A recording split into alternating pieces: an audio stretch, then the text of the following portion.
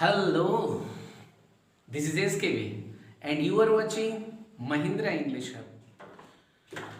एकदम छोटे छोटे ट्रांसलेशन को हम आपको सिखाने जा रहे हैं ताकि आप अंग्रेजी को आसानी से बोल सके, लिख सके और पढ़ सके। हम छोटे छोटे स्ट्रक्चर से मैं शुरुआत कर रहा हूं और जब आप पढ़ेंगे तो आपको समझ में आएगा कि अंग्रेजी कितना आसान है।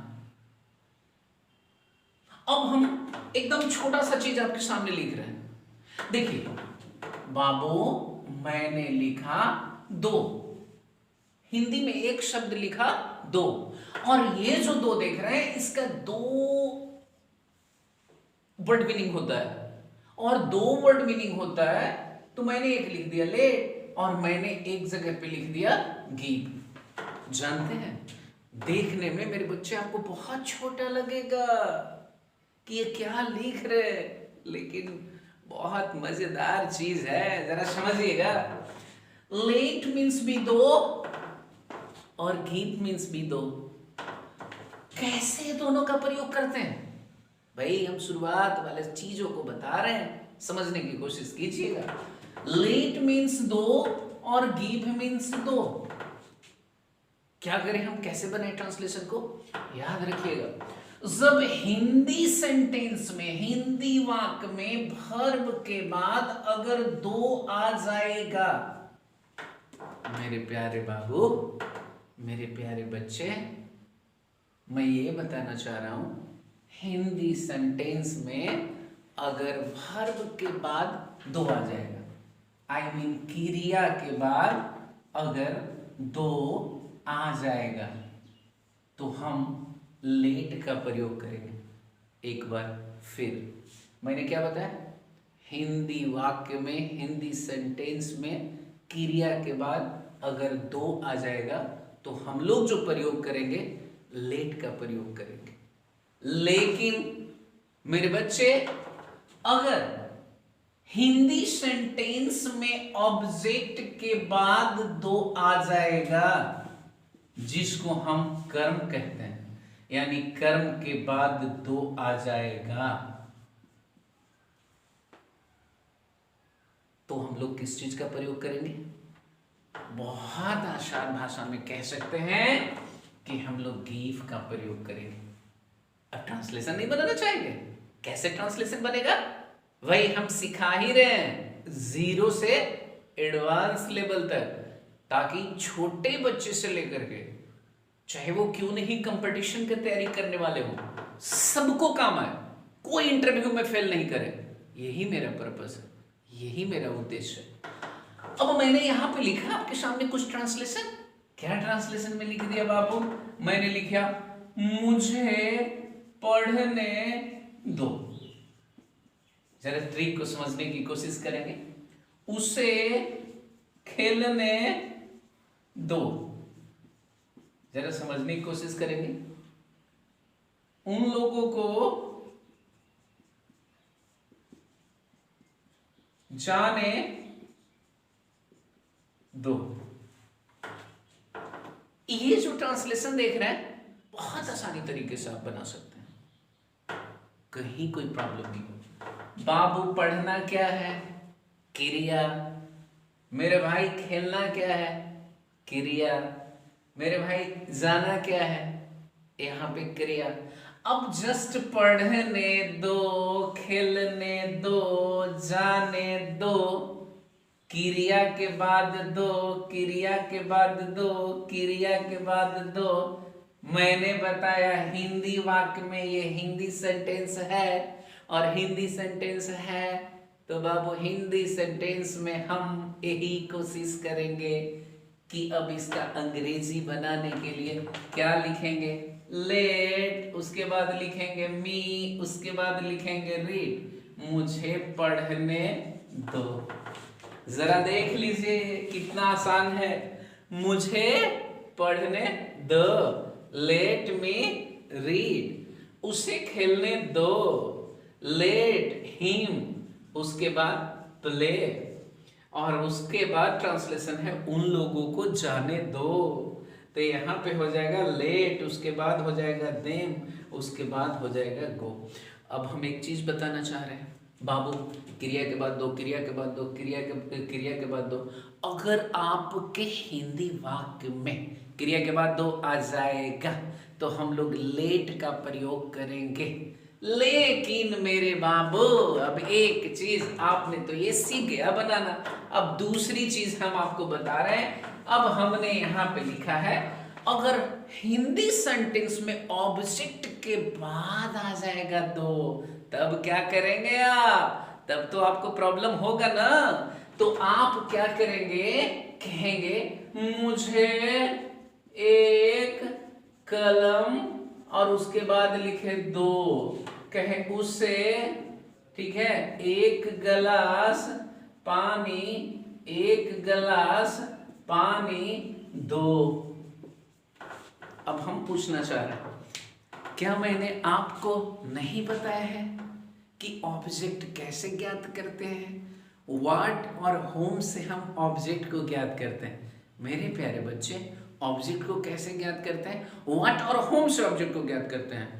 और मैंने ये भी बताया है कि डायरेक्ट ऑब्जेक्ट क्या होता है, इनडायरेक्ट ऑब्जेक्ट क्या होता है, और उसमें भी मैंने बताया है कि भाई अगर व्हाट और होम से उत्तर मिल जाए तो मेरा ऑब्जेक्ट होता है।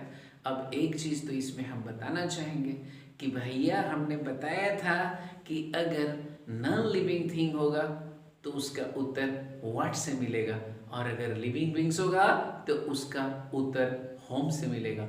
ऑब्जेक्ट ज्ञात करने का सबसे बेहतर तरीका यही है। हमने आपके सामने लिखा है एग्जाम्पल, मुझे एक कलम दो, मैंने लिखा है उसे एक गिलास पानी दो। अब देखिए मुझे एक कलम दो, अब कह रहे हैं क्या दो? भाई क्या से उत्तर मिल रहा है, कह रहा है एक कलम दो। लेकिन हम उससे भी आसान ट्रिक आपको बताया कि एक मिनट, एक कलम दो, क्या दो? वर्ब का उत्तर हमें क्या से मिलता है, क्या दो, कह रहा है कलम दो। एक कर मतलब ई क्रिया नहीं है, ये कर्म है मेरे भाई। और अगर कर्म है तो कर्म के बाद देखिए यहाँ पे दो, तो साफ बोलेंगे कि गिव मी अ पेन। अब जरा सा देख लीजिए, मैंने बताया कि अगर हिंदी वाक्य में ऑब्जेक्ट के बाद, ऑब्जेक्ट क्या है, एक कलम है, और एक कलम के बाद क्या है, दो है। और यहाँ पे देख लीजिए क्या है, पढ़ना क्या है, क्रिया है, और क्रिया के बाद क्या है, दो है। तो क्रिया के बाद हिंदी सेंटेंस में मिलता है दो, तो हम लोग बनाते हैं सेंटेंस को लेट से। और उसके बाद अगर कर्म के बाद हिंदी सेंटेंस में मिलता है दो, तो उसको हम बनाते हैं गिव से। अब देखिए मैंने बोला मुझे एक कलम दो, गिव मी ए पेन, मुझे एक गिलास पानी दो, give me a glass of water, मुझे एक गिलास पानी दो तो give me a glass of water. ऐसे हम ट्रांसलेशन को बनाते हैं, give me a glass of water. अब मैं आपको बता दूं, मुझे जाने दो, लेट मी गो, मुझे खाने दो, लेट मी ईट, मुझे पढ़ने दो, लेट मी रीड, मुझे सोने दो, लेट मी स्लीप। अब इस तरह का ट्रांसलेशन बनाने में तो आपको दिक्कत नहीं होगा। दूसरा, मुझे 1 करोड़ रुपया दो, गिव मी 1 करोड़ रुपीज। अब इस तरह के ट्रांसलेशन आप घर पर प्रैक्टिस करेंगे, फिर मैं प्रैक्टिस का सेशन अलग से लेकर के आऊंगा। अब चलते हैं इसके आगे। मैं आशा करता हूं कि आप इसको नोट डाउन कर लिए होंगे, क्योंकि लेट और गिव आप समझ गए होंगे। अब बाबू आगे जो हम लोग जानने जा रहे हैं, एकदम सिंपल सा इसी ट्रिक पर कुछ हम लोग सीखने जा रहे हैं, और वो क्या है जरा सा देखेंगे। अब हमने क्या बताया बाबू, लेट गिव। अब इसी तरीके से हमने यहाँ पे लिख दिया चाहिए बाबू, क्या लिख दिया, चाहिए। और चाहिए लिखने के बाद उसके लिए भी मैंने एक लिखा शुड, और एक लिखा बाबू क्या, वांट। एक लिखा शुड और दूसरा लिखा वांट। अब शुड के जगह अगर आप चाहे अवश्य चाहिए के सेंस में, अगर आपको लग रहा है कि नहीं हम अवश्य चाहिए के सेंस में यूज करें, तो यहाँ पे हम क्या प्रयोग कर सकते हैं, मस्ट का।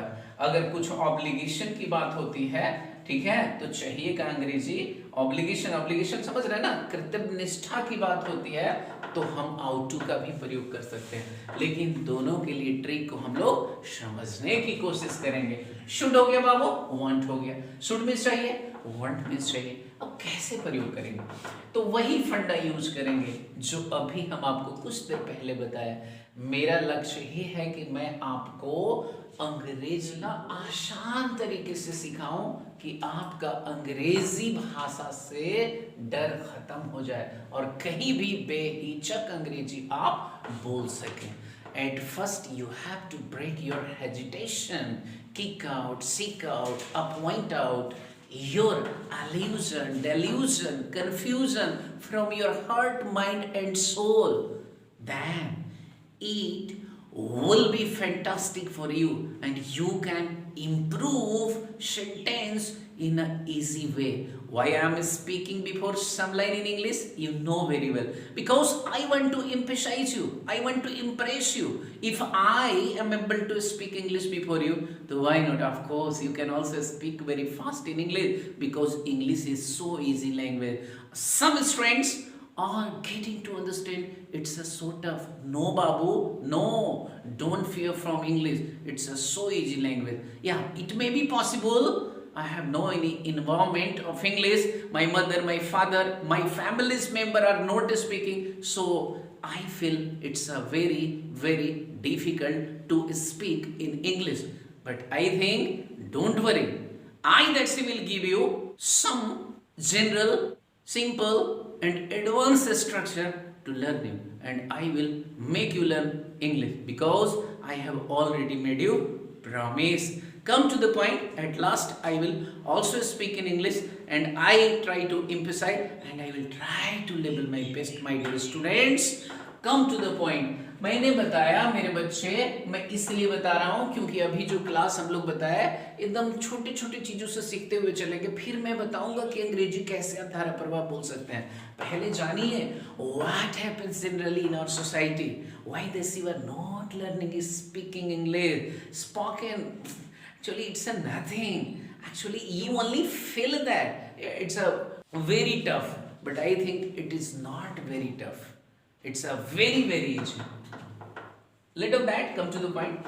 Should बाबू अगर verb के बाद आपको मिल जाएगा चाहिए तो आप समझ लीजिएगा कि हमको should, मस्ट और आउट टू का प्रयोग करना है मेरे बच्चे। कैसे करना है? मैंने क्या बताया कि चाहिए का अंग्रेजी अगर आपको चाहिए तो मैंने 3 लिख दिया है, शुड भी लिख दिया है, मस्ट भी लिख दिया है, आउट टू भी लिख दिया है। आपको समझने की कोशिश करना है। लेकिन मैंने क्या बोला कि अगर हिंदी सेंटेंस में क्रिया के बाद अगर चाहिए आता है तो बाबू हम प्रयोग करेंगे मस्ट, शुड और आउट टू का। लेकिन मेरे बाबू अगर हिंदी सेंटेंस में ऑब्जेक्ट के बाद चाहिए आता है तो हम जो है जिसको आप कर्म बोलते हैं इसके बाद चाहिए आता है तो हम लोग जो प्रयोग करेंगे वांट का करेंगे। अब हम ट्रांसलेशन अगर लिख लेते हैं तो मेरा सब कुछ क्लियर हो जाएगा। कैसे क्लियर हो जाएगा? एकदम छोटे छोटे चीजों से हम लोग सीखेंगे बाबू। जैसे देखिए क्या है, उसे मैंने कहा उसे पढ़ना चाहिए। मैंने बोला उसे पढ़ना चाहिए। क्या बोला बाबू? उसे पढ़ना चाहिए। मैंने बोला आपको जाना चाहिए। आपको जाना चाहिए। अब देखिए इसमें क्या है, मैंने बोला उसे पढ़ना चाहिए। बाबू पढ़ना क्या है? क्रिया है ना, पढ़ना क्रिया है ना। तो पढ़ना जब क्रिया है तो क्रिया के बाद हम क्या लगा रहे हैं? चाहिए। जाना क्रिया है ना, क्रिया के बाद क्या लगा रहे हैं? चाहिए। तो जब हम क्रिया के बाद चाहिए लगा रहे हैं तो आपको समझ में आ जाना चाहिए कि भाई हम जो लगाएंगे क्या लगाएंगे? शुड। लेकिन यही सेंटेंस में मेरे प्यारे बच्चे रहता उसे अवश्य पढ़ना चाहिए, तब जाकर के हम यहाँ पे मस्ट का प्रयोग कर देते।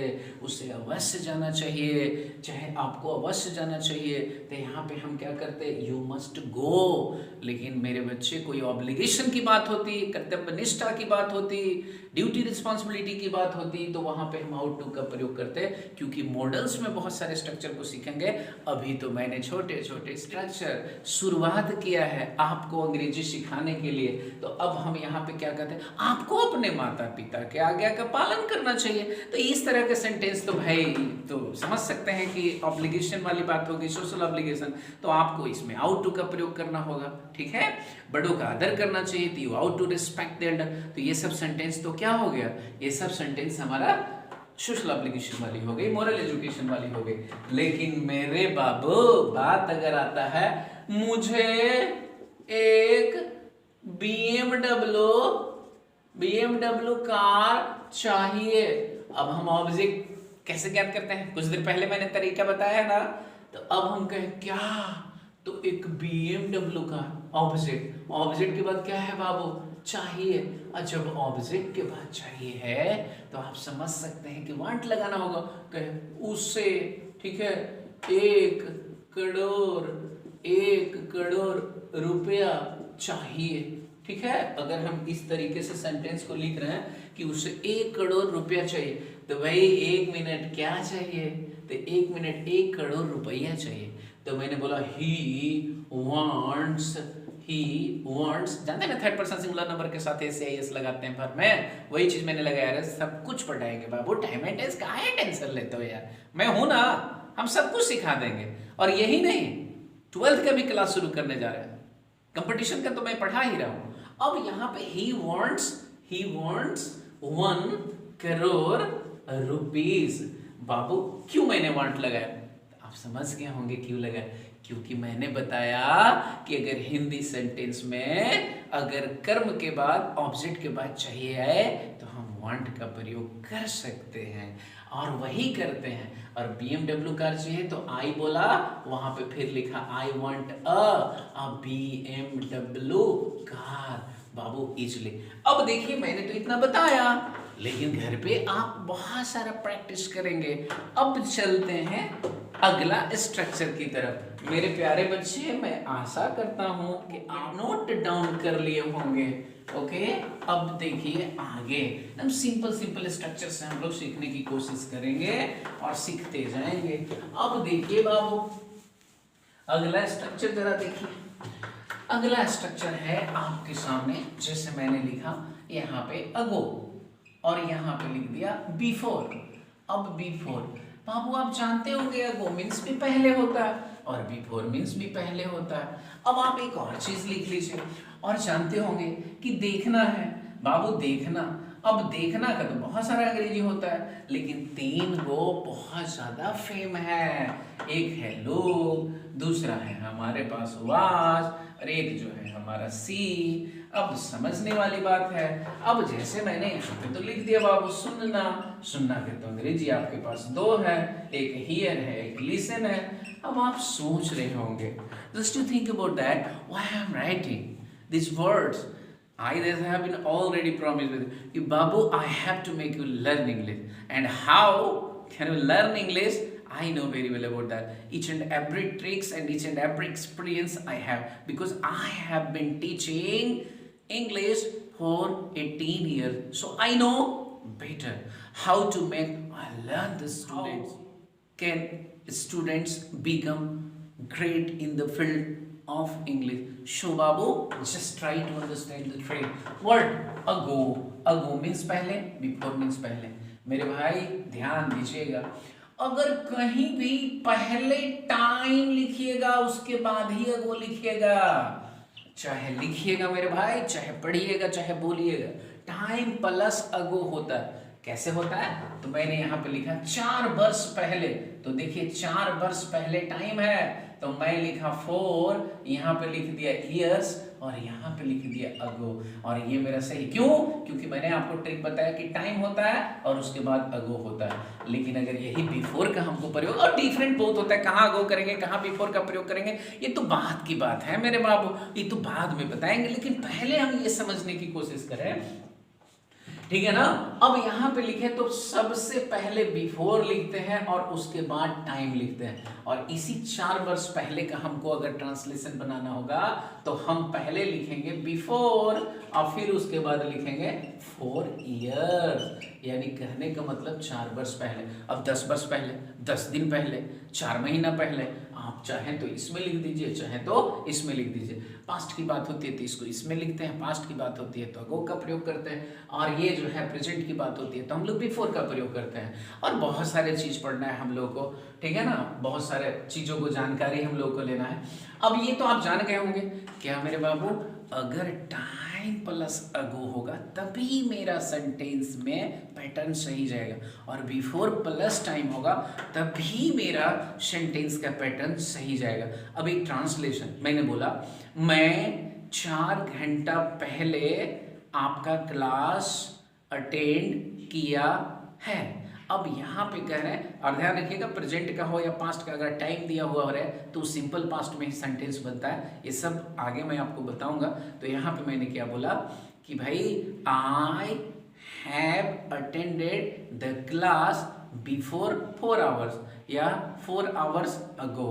तो ये दोनों सेंटेंस आपका गलत है। आप पूछेंगे नहीं कि क्यों, क्योंकि 4 आवर्स अगो या फिर बिफोर 4 आवर्स ये पास्ट टाइम है। अब पास्ट एक्सप्रेसिंग टाइम में हम लोग प्रयोग करते हैं केवल सिंपल पास्ट का। तो फॉर्मेट होगा subject plus V2 plus object और एडवर्ब ऑफ टाइम। तो अब यहाँ पे इस तरीके से हम यूज करेंगे, मैंने 4 घंटा पहले आपका क्लास अटेंड किया है, किया था, किया, तीनों का एक ही translation, I attended your class before 4 hours 4 hours अगो।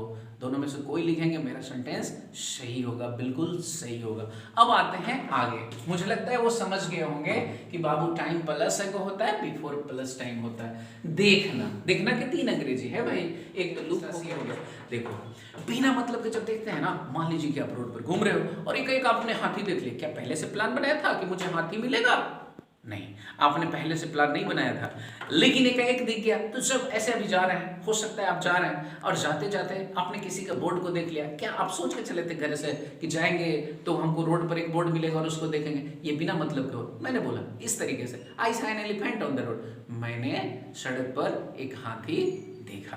अब मान लीजिए कि इस तरीके से हमने कहा, ठीक है ना, क्या भाई, जब मैं बाजार जा रहा था तो मेरा दोस्त मोहम्मद मुझे मिला, तो कहे I was going to market, ठीक है ना, on the way my bosom friend Mohammad met me.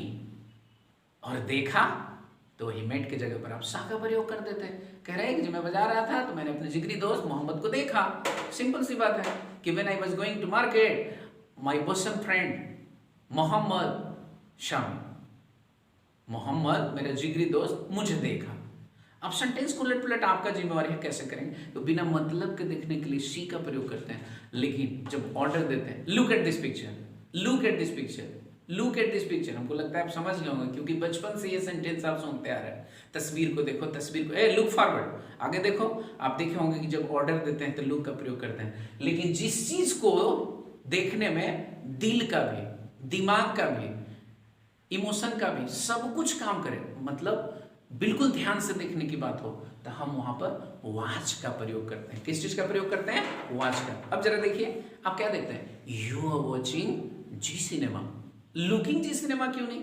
Seeing ji cinema क्यों नहीं? वॉचिंग क्यों? क्योंकि वहां पे हमारा दिल भी होता है, दिमाग भी होता है और इमोशन भी होता है। ठीक है, आपने सुना होगा बहुत सारे सेंटेंस। अब यहाँ पे देख लीजिए, हम जान चुके हैं ऑर्डर देने के लिए लुक का प्रयोग, एकदम दिल दिमाग इमोशन लगा करके देखने के लिए वॉच का प्रयोग। जैसे टीवी देखते हैं तो क्या करते हैं? यूज वॉच का प्रयोग करते हैं। सिनेमा देखते हैं तो क्या करते हैं? मैं सिनेमा देख रहा हूँ तो आई एम वॉचिंग सिनेमा। और ये सी जो होता है, मैंने क्या बोला? बिना मतलब के। I saw an elephant on the road, कहे when I was going to market, ठीक है, I saw a bosom friend, मैंने अपने जिगरी दोस्त को देखा। अब इसके बाद एक और बच गया, और वो क्या है? सुनना। सुनना का दो अंग्रेजी होता है बाबू, एक हियर होता है और एक लिसन होता है। आपको क्या करना है? जब ध्यान से किसी चीज को सुनते हैं, क्या सुनते हैं बाबू? जब किसी भी चीज को ध्यान से सुनते हैं तो ध्यान से सुनते हैं तो भैया हम लोग लिसन का प्रयोग करते हैं। टीचर जब आपके क्लास अटेंड करने के लिए आते हैं तो क्या प्रयोग करते हैं? लिसन, लिसन टू मी कहते हैं। कभी भी आपने नहीं सुना होगा हियर टू मी, लेकिन यही चीज़ कह रहे हैं ना, हल्ला गुल्ला कर रहे हैं, कहीं से आवाज़ आ रहा है बिना मतलब क्या आ रहा, मतलब कोई उससे कोई लेना देना नहीं है। जैसे आप सो रहे हैं, पंखा चल रहा है, आवाज़ कर रहे हैं, वो जो है वो लिसनिंग नहीं बल्कि हियरिंग है, वो इरिटेट करेगा आपको, तो बिना मतलब के देखने के लिए हियर का प्रयोग करते हैं। ठीक है, फिर अगले वीडियो में मैं लेक्चर 3 के बाद लेक्चर 4 करने हैं, तो प्लीज़ सब्सक्राइब कर दीजिए और बेल आइकन को प्रेस कर दीजिए, और जितना से जितना ज़्यादा हो सके ये वीडियो को फैलाइए ताकि मेरे हेल्प पहुंच सके और इस वीडियो से सभी लोग लाभ उठा सके। मैं चाहता हूं कि अंग्रेजी में कोई कमज़ोर ना रहे, क्योंकि अंग्रेजी का डर मैं ख़त्म करना चाहता हूं। जय हिंद, जय भारत।